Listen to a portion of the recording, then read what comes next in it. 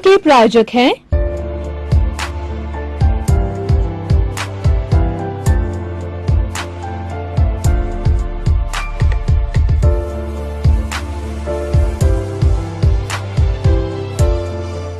दर्शकगण, श्रोतागण, भाइयों और बहनों, चैनल 24 न्यूज प्लस के मनमोहक कार्यक्रम पुनरुत्थान, जो कि जीवन निर्माण का कार्यक्रम है, हमारे चिंतन को बढ़ाने वाला कार्यक्रम, उसमें आप सभी का स्वागत है, अभिनंदन है, सत्कार है।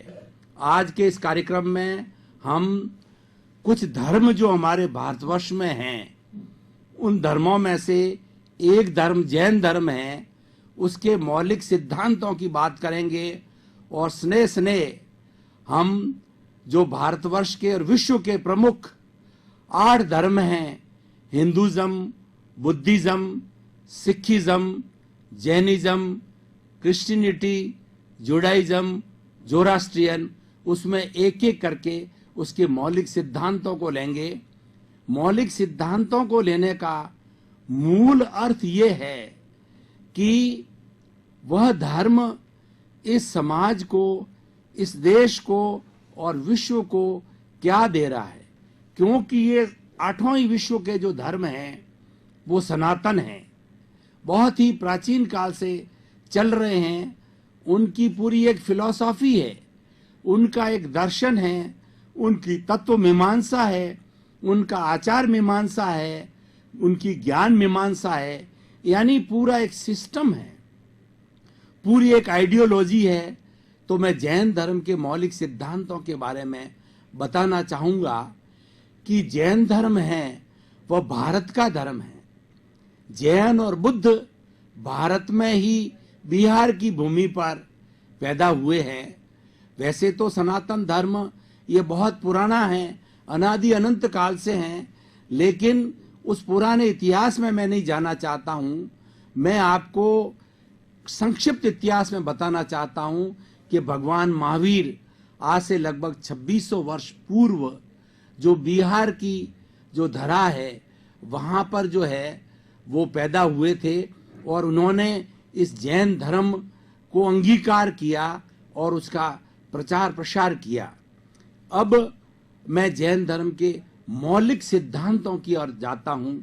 मौलिक सिद्धांत के अंदर मुख्य रूप से जैन धर्म का सृष्टि के बारे में, यानी पर्यावरण के बारे में और जगत के बारे में क्या दृष्टिकोण है, ईश्वर के बारे में इस धर्म का क्या दृष्टिकोण है, आत्मा के बारे में इस धर्म का क्या दृष्टिकोण है, आत्मकर्तृत्ववाद, और उसके बाद में इस धर्म का आचार मीमांसा, यानी इस धर्म को अगर पालन किया जाता है तो वो क्या सिस्टम है, क्या पद्धति है, उसके बारे में। तो सबसे पहले हम जगत की बात करते हैं, बड़े से छोटे में आते हैं। तो पूरा जो जगत है, पूरी ये जो सृष्टि है, पूरा जो विश्व है, ये किस प्रकार बना, ये हर एक के मन में प्रश्न आता है। हर जो चिंतनशील प्राणी है उसके दिमाग के अंदर प्रश्न खड़ा होता है कि ये जगत कैसे बना, और दूसरा ये है कि इस जगत का संचालन कौन करने वाला है, और दूसरा अगर वो और गहराई में भीतर के जगत में जाता है तो उसके सामने प्रश्न खड़ा होता है, मैं कौन हूं, मैं कहां से आया हूं और मुझे कहां जाना है। ये चिंतन की विचारधारा है, चिंतन एक प्रवाह में चलता है, तो ये सहज ही प्रश्न हमारे सामने खड़ा होते हैं। तो जगत की व्याख्या जैन धर्म में ये कही गई है कि ये जो जितना जगत है वो इटर्नल है, शाश्वत है। जगत था, जगत है और जगत रहेगा, और इसके अंदर जो जीने वाले प्राणी हैं वो एक साइकिल से जो है जीते हैं, मरते हैं। उनके 84 लाख उत्पत्ति स्थान हैं, वहां पर वो जीते हैं, मरते हैं, और ये साइकिल जो है इस जगत के अंदर घूमती रहती है। और इस जगत का नियंता जैन धर्म किसी ईश्वर को नहीं मानता है। जैन धर्म ये मानता है कि हमारे 6 सबस्टेंस, 6 द्रव्य, 6 तत्व, इन सब 6 तत्वों के समूह को जगत कहा जाता है। सबसे पहला जो तत्व है इसके अंदर वो धर्मास्तिकाय। धर्मास्तिकाय का मतलब एक ऐसा अमूर्त तत्व पूरे जगत के अंदर समाया हुआ है। पूरा जगत का ऐसा कोई भी बिंदु, ऐसी कोई भी स्थान नहीं है जहां भी अमूर्त सबस्टेंस जो है धर्मास्तिकाय। काय का अर्थ होता है शरीर और अस्थि उसका अस्तित्व है। धर्म का मतलब है कि कोई भी, ये पूरी सृष्टि जो है वो जड़ और चेतन 2 तत्वों से बनी हुई होती है। सृष्टि के निर्माण की हम बात करें तो जड़ और चेतन 2 तत्व हैं। जड़ तत्व के अंदर ये हम देखते हैं जितनी चट्टानें हैं, जितने मकान हैं, जो हमारे सामने दृश्य दिखाई देता है वो सारा जड़ तत्व है।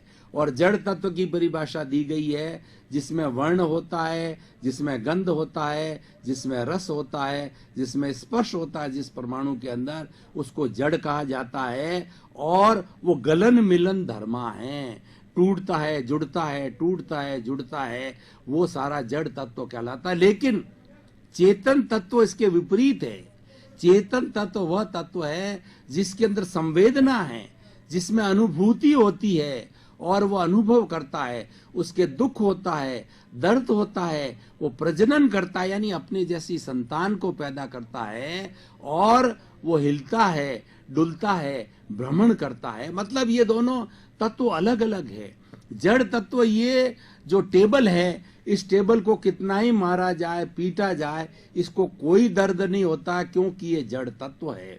और एक व्यक्ति को, एक प्राणी को मारा जाए, पीटा जाए, काटा जाए तो उसको बहुत दर्द होता है, और बोलने वाला प्राणी है वो चिल्लाएगा, कराएगा। ये 2 तत्वों से मिलकर के सारी सृष्टि बनी है। और इन दोनों तत्वों को, ये जो 6 जो द्रव्य जो है जगत के हैं, ये दोनों तत्वों को जो है, अगर जो दोनों में से कोई भी तत्व मोशन चाहता है, जैसे कि मेरी अंगुली है, मैं इसको हिलाना चाहता हूं, मैं चाहूंगा, तो इस जगत के अंदर जो धर्म नाम का तत्व, मोशन नाम का तत्व है, जो अरूपी है और वो जड़ है, वो सर्वव्यापी है, वो इटर्नल है, वो तुरंत मेरे सहयोगी बन जाएगा। मतलब कोई मांगेगा, बिना मांगे कोई भी ये तत्व है सहयोग नहीं करता है। मैंने इसको चाहा कि मेरी अंगुली हिलनी चाहिए, तो ये मोशन नाम का जो धर्म नाम का तत्व है, धर्मास्तिका है, ये मेरी अंगुली को हिला रहा है। दूसरा होता है अधर्मास्तिकाय। ऐसा तत्व, ये सारे अमूर्त तत्व है, और 5 इसमें से अमूर्त है, और दूसरा जो है वो सामने एक पुद्गलास्तिकाय आएगा, वो मूर्त तत्व है।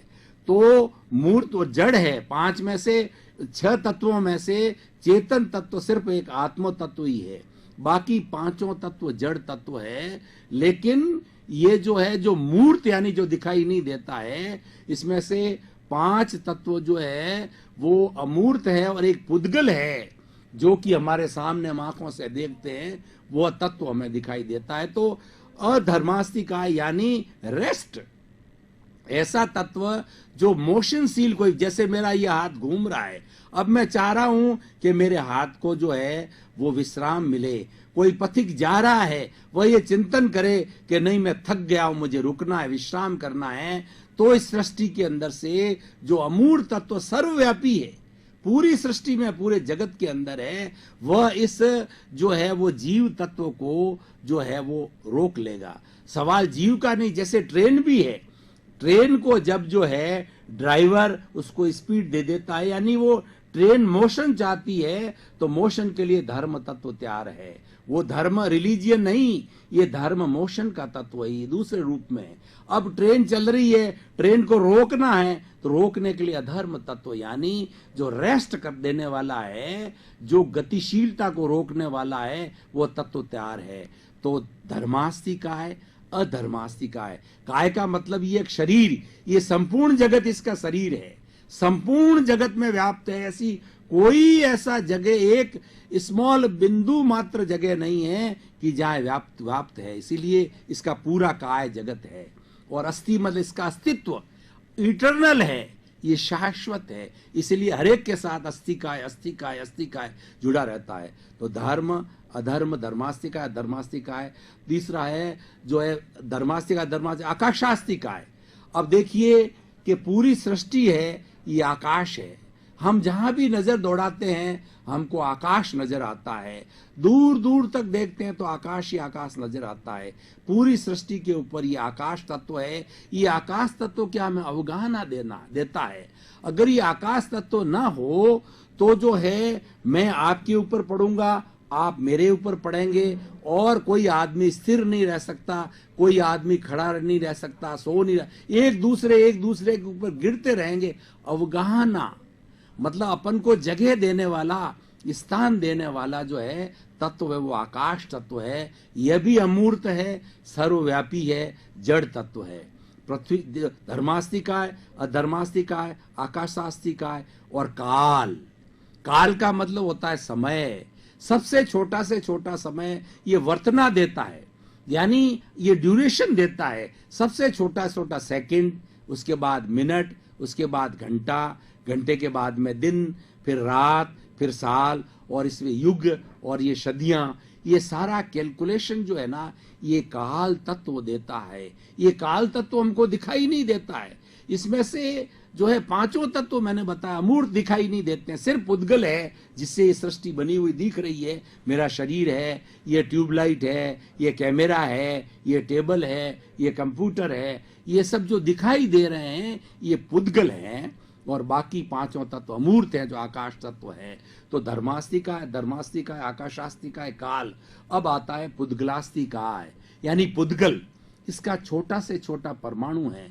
जैन धर्म ये कहता है कि परमाणु की डेफिनेशन ये है कि एक ऐसा तत्व है, एक ऐसा पौद्गलिक वस्तु है जिसके और टुकड़े नहीं हो सकते हैं। बस ये लास्ट टुकड़ा है, इसका कोई टुकड़ा नहीं है। और दूसरा ये अभेद्य है, ये पूरी सृष्टि में कहीं भी चला जाता है, दिखता इतना सूक्ष्म है कि किसी भी इंस्ट्रूमेंट के द्वारा, माइक्रोस्कोप के द्वारा दिखाई नहीं देता है, लेकिन पूरी सृष्टि के अंदर ही घूमता है। और कई परमाणु मिलकर के स्कंद बनते हैं, और बड़े स्कंद से जो है हमारी ये चट्टानें बनती है, और पूरे बिल्डिंग बनते हैं, और पत्थर बनता है, और सारी चीजें बनती है। तो ये पुद्गल है।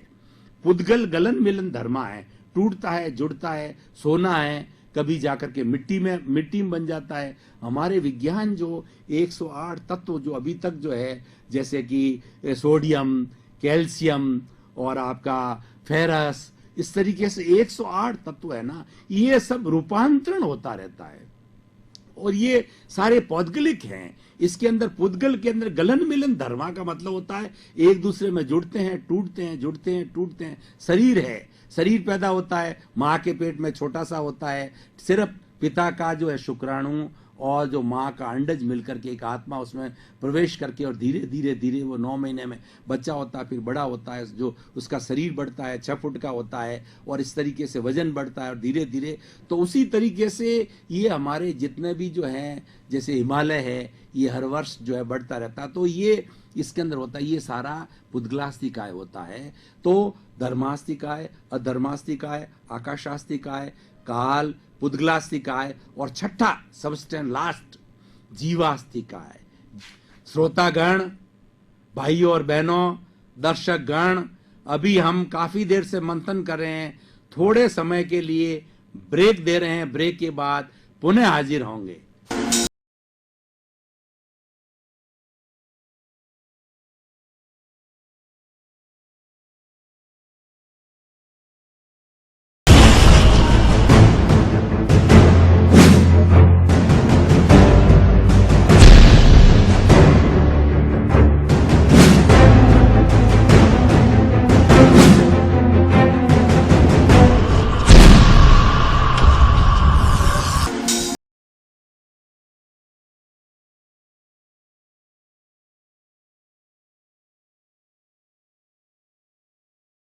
बहनों, श्रोतागण, दर्शकगण, कुछ समय का ब्रेक लेकर के हमने अपने मस्तिष्क को फ्रेश किया।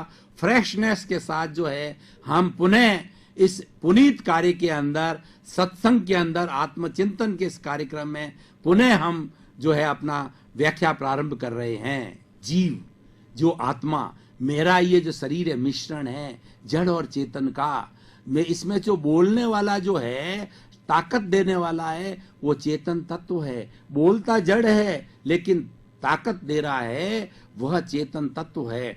मैं आपको उदाहरण के साथ बताना चाहता हूं कि एक व्यक्ति, उसका लास्ट टाइम आ गया और वो मरने वाला है, तो आप देखेंगे कि मृत्यु के पहले तो वो बोल रहा है, हलन चलन कर रहा है, और जो ही उसमें से आत्म तत्व निकल गया तो राम नाम सत्य होता है, वो डेड बॉडी हो जाती है। क्या हम किसी लास्ट स्टेज वाले व्यक्ति जिसमें जान है उसको जलाते हैं?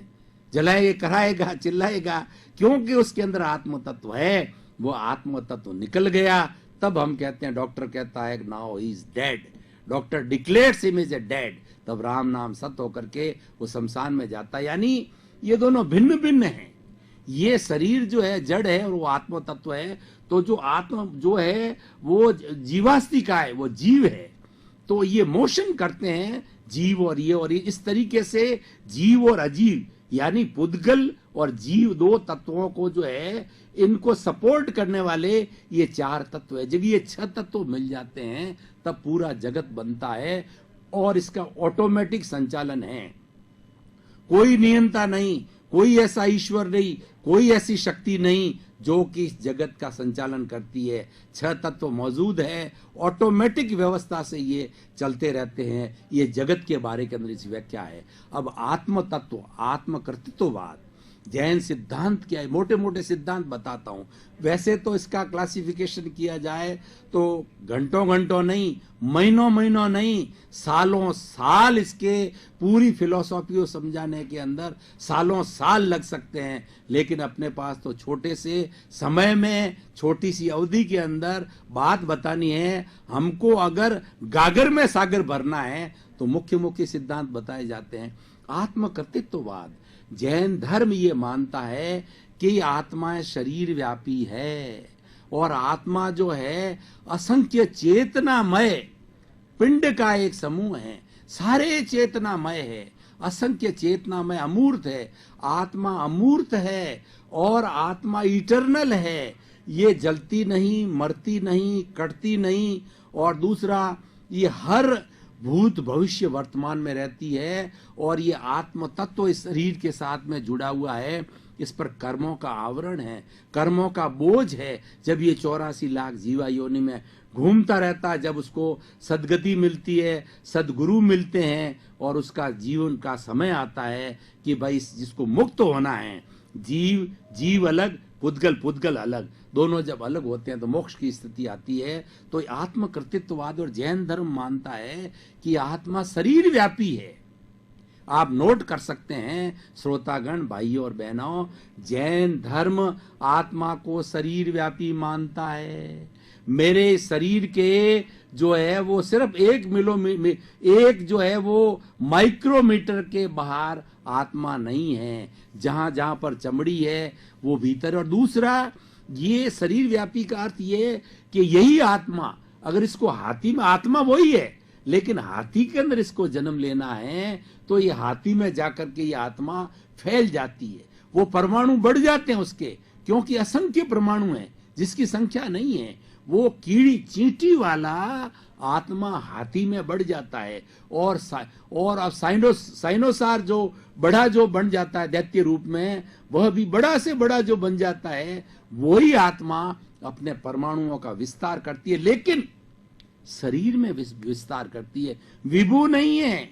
इस ब्रह्मांड के अंदर समाई हुई नहीं, आत्मा शरीर व्यापी है, सुख दुख का अनुभव करती है। और दूसरा, हर आत्मा शुद्ध रूप से, वो हर आत्मा कीड़े मकोड़े की आत्मा है, पेड़ पौधे की आत्मा है, बिल्ली की आत्मा है, चाहे घोड़े की आत्मा है, सभी विशुद्ध आत्मा हैं। उनके ऊपर आवरण का जो बोझ है वो अलग अलग है। किसी पर सघन आवरण है कर्मों का तो वो एक इंद्रिय वाला जो है जीव होता है, और जो जो सघनता कम होती है पंचेंद्रिय वाला मनुष्य जैसा बनता है।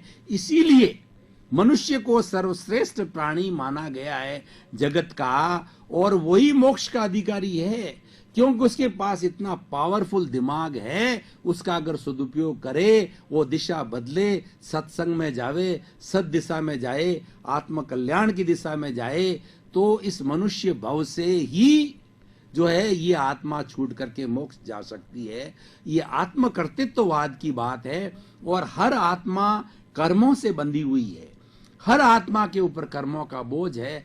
विशुद्ध आत्मा के ऊपर एक भी कर्म बाकी नहीं है। विशुद्ध आत्मा मोक्ष के अंदर जाती है, मोक्ष में रहती है। और एक बार जो आत्मा विशुद्ध होकर के मोक्ष चली गई, वही भगवान है, वही ईश्वर है, वही परमात्मा है। और वापस ये 84 लाख जीवा योनि में घूमने को नहीं आती। 84 लाख जीवा योनि में भ्रमण से जो है इस जीव का जो विभिन्न विभिन्न जो है शरीर वो धारण करता है, तो उनको सुख होता है, उनको दुख होता है। और हर सुख के बाद में दुख जुड़ा रहता है, हर संयोग के साथ में वियोग जुड़ा हुआ रहता है। इसीलिए क्या एक चेन है, उस चेन को समाप्त करने के लिए सुख और दुख की ये चेन को तोड़ करके ब्लिस में जाना होता है, जहां पर कि परमानेंट सुख है। दुख नाम का कोई भी उसमें कार्य नहीं है, दुख नाम का कोई परमाणु नहीं है, वो मोक्ष की अवस्था होती है। तो ये आत्म कर्तृत्ववाद है। तो मैंने जगत की व्याख्या की और ईश्वर की व्याख्या की। ईश्वर वह है शुद्ध आत्मा जो सारे कर्मों का आवरण समाप्त कर देती है, वह ईश्वर है। वह ईश्वर मोक्ष में चला जाता है, वह अरूपी होता है। उस ईश्वर के कोई शरीर नहीं है, लेकिन एक आदर्श है। हर एक के सामने आदर्श है, हर आत्मा के सामने वो आदर्श है कि मुझे वो ईश्वर बनना है। और हर आत्मा ईश्वर बन सकती है। जैन धर्म की सबसे बड़ी मान्यता, सबसे बड़ा सिद्धांत ये है कि हर आत्मा ईश्वर बन सकती है अगर वो अपने कर्मों को, बोझ को समाप्त करे। बहुत सिंपल सा सिद्धांत ये है कि कर्मों के बोझ को जो है आप हटा दो। इसके ऊपर जो जड़ तत्व आया हुआ है, उस जड़ तत्व को आप अलग कर दो। जड़ जड़ के साथ चला जाए और चेतन चेतन के साथ चला जाए। आप भी विशुद्ध हो, जड़ भी विशुद्ध है और ये चेतन तत्व भी विशुद्ध है। दोनों अपने अपने में समा गए और दोनों अपनी अनुभूति के अंदर चले गए। ये मोक्ष की परिभाषा होती है। तो सबसे पहले जगत की व्याख्या की, आत्म कर्तृत्ववाद की व्याख्या की, ईश्वर की व्याख्या की। अब मैं आता हूं, जो बोझ बोझ बार मैं कह रहा हूं, वो है कर्मवाद। कर्मवाद का सिद्धांत जो है वो आत्मा का बहुत बड़ा सिद्धांत है।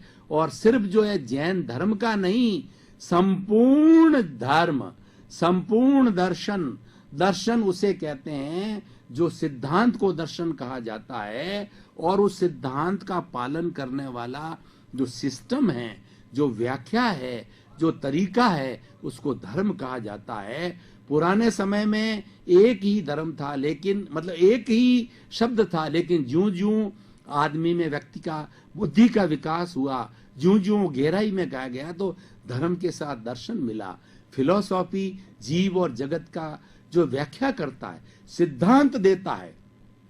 सिद्धांत अपनी जगह है, सिद्धांत का पालन कैसे करें, यानी थ्योरी और प्रैक्टिकल जो है वो दर्शन थ्योरी है और धर्म है, प्रैक्टिकल है। मतलब उस थ्योरी को अगर हम प्रैक्टिकल के रूप में धारण करें तो थ्योरी और प्रैक्टिकल मिल करके हमारा जो साध्य है, हमारा जो गोल है, हमारा जो टारगेट है, उस हम टारगेट को जो है प्राप्त कर सकते हैं।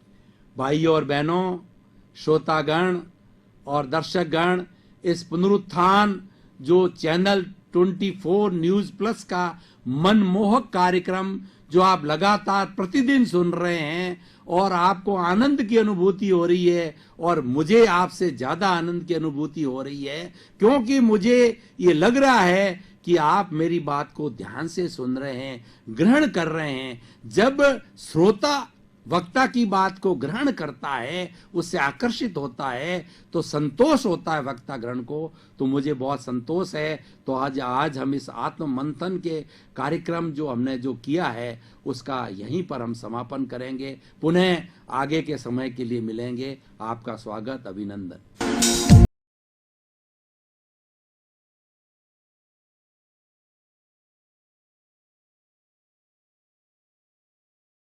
प्रायोजक हैं